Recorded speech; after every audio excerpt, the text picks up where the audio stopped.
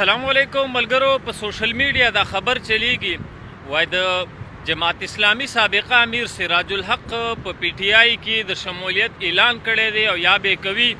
نو اصل حقیقت څه دی او په دې خبر کې څومره رښتیا دي څومره دروغ دي نو د جناب سراج الحق لالا د خولې نه په خپله واورئ او بیا ورپسې د جماعت اسلامی یو بل اهم رهنما سینیټر مشتاق احمد صاحب د هغه خبرې هم واورئ.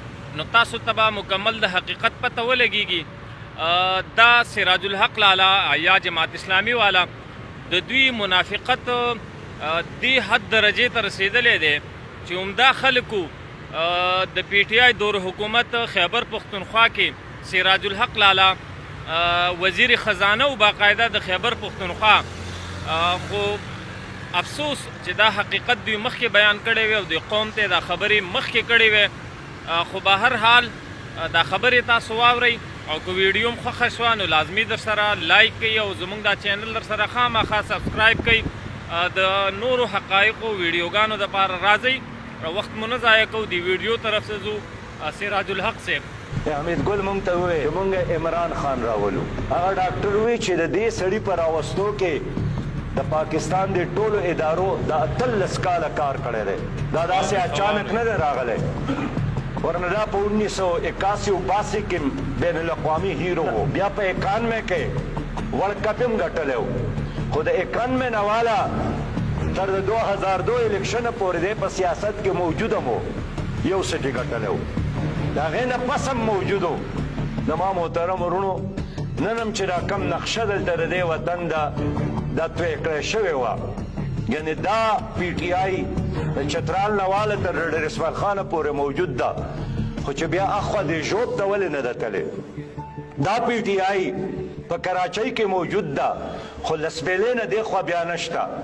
دا پی ټی آی په کراچۍ کې موجود ده خو د نوري آباد د کراچۍ اخرنۍ محله ده د هغې نه دې خوا سیند ته نه ده راپورې وتې. دا بیا د صادق آباد نه اخوا نه ده تللی.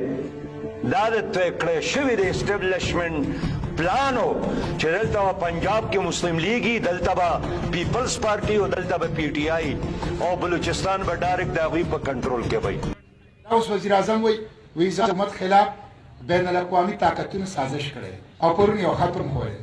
هلکه چې ستا د حکومت خلاف سازش شوی نو تا سره خط دی نو دا اوله که فوج ما سره ساتلی دی دا آیسای سره ده دا انټیلیجنس ایجنسی سره دي دا ټول راوغواړه خط ورته وښیه چې چا سازش کړی چې د هغې خلاف جنګ وکړو.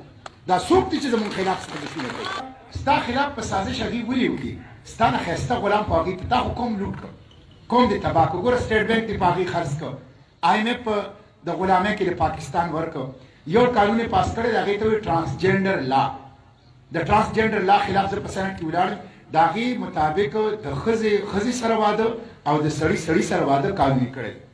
یو قانون یې په پارلیمنټ کې انټروډیوس کړ چې د 18 کالو نه مخکې غیر مسلمه مسلمان کیږي نو د ده په اسلام قبلولو به پابندي.